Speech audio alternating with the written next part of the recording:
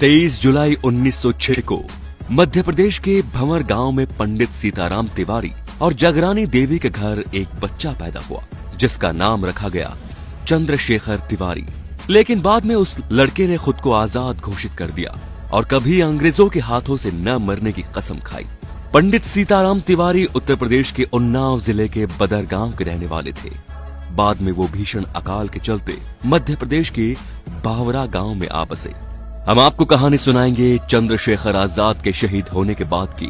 चंद्रशेखर आजाद के शहीद होने की खबर उनकी मां को कई महीनों बाद मिली।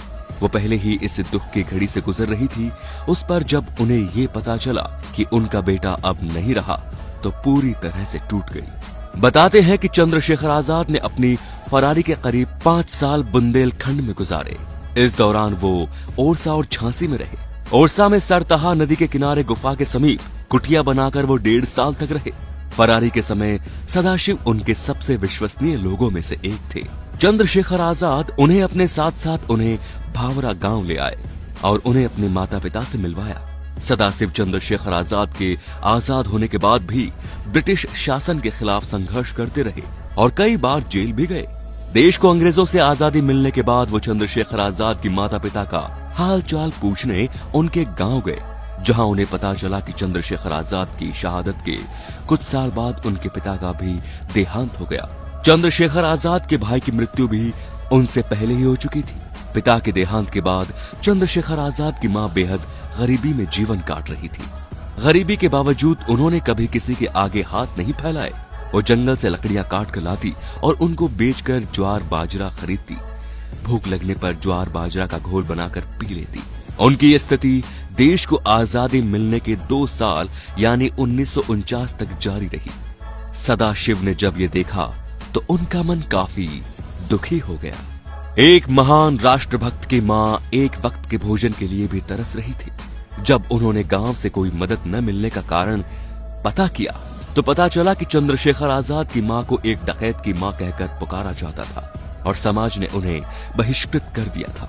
चंद्रशेखर आजाद की मां की इस दुर्दशा को देखकर सदाशिव ने उन्हें अपने साथ झांसी चलने को कहा, परंतु उस स्वाभिमानी मां ने अपनी दीनहीन दशा के बावजूद भी सदाशिव के साथ चलने को मना कर दिया। तब चंद्रशेखर आजाद को अपने दिए गए एक वचन का वास्ता देकर सदाशिव जी उन्हें अपने साथ झांसी ले गए। सदाशिव की स्वयं की स्थिति भी बहुत ही खराब थी। उनका घर बहुत ही छोटा था, अतः चंद्रशेखर आजाद के एक अन्य मित्र भगवान दास महोर के घर पर आजाद की माता का रहने का प्रबंध किया और अपने जीवन के अंतिम क्षणों तक वो वहीं रही। मार्च 1949 में जब चंद्रशेखर आजाद की मां जगरानी देवी का झांसी में निधन हुआ, तब सदाशिव जी ने उनका सम्मान अपनी मां के समान करते हुए उनका अंतिम संस्कार अपने हाथों से किया। अपनी अत्यधिक खराब स्थिति होने के बावजूद सदाशिव ने चंद्रशेखर आजाद को दिए गए अपने वचन के अनुरूप चंद्रशेखर आजाद की माता को अनेक तीर्थ स्थानों के दर्शन भी करवाए। यहाँ से प्रारंभ होता है वो काला अध्याय जो भारतीय राजनीति के उस भयाभर शेरे को प्रदर्शित करता है, जिसमें रोम रोम में चंद्रशेखर आजाद के प्रति केवल जहर ही भरा हुआ था। चंद्रशेखर आजाद की माता के देहांत के बाद झांसी की जनता ने उनकी स्मृति में उनके नाम से एक सार्वजनिक स्थान पर एक पीठ का निर्माण किया। देश की तत्कालीन सरकार ने इस निर्माण को झांसी की जनता द्वारा किया हुआ अवैध और गैर कानूनी कार्य घोषित कर दिया, किंतु झांसी के राष्ट्रवत नागरिकों ने तत्कालीन सरकार के आदेश को महत्व न देते हुए उस पीठ के पास ही चंद्रशेखर आजाद की मां की मूर्ति की स्थापना करने का फैसला किया। जब सरकार को ये पता चला कि चंद्रशेखर आजाद की मां की मूर्ति तैयार की जा चुकी है और सदाशिव और भगवान दास महोर समेत कई क्रांतिकारी झांसी की जनता के सहयोग से मूर्ति की स्थापना करने जा रहे हैं, तो उसने चंद्रशेखर आजाद की माताश्री की मूर्ति की स्थापना को देश और झांसी की कानून व्यवस्था के लिए खतरा घोषित कर दिया। उनके मूर्ति स्थापना के कार्यक्रम को पूरी तरह प्रतिबंधित कर झांसी शहर में कर्फ्यू लगा दिया गया।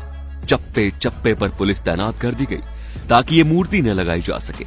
उस वक्त के सरकार के इस स्वरूप के खिलाफ आजाद के सहयोगी सदाशिव जी ने ही कमान संभाली और चंद्रशेखर आजाद की माताश्री की मूर्ति अपने सिर पर रखकर इस ऐलान के साथ कर्फ्यू तोड़कर अपने घर से निकल पड़े कि चंद्रशेखर आजाद ने अपनी मातृभूमि के लिए अपने प्राण त्याग दिए तो आज मुझे भी अवसर मिला है और उनके माताश्री के सम्मान के लिए मैं भी अपने प्राण न्योछावर कर दूंगा।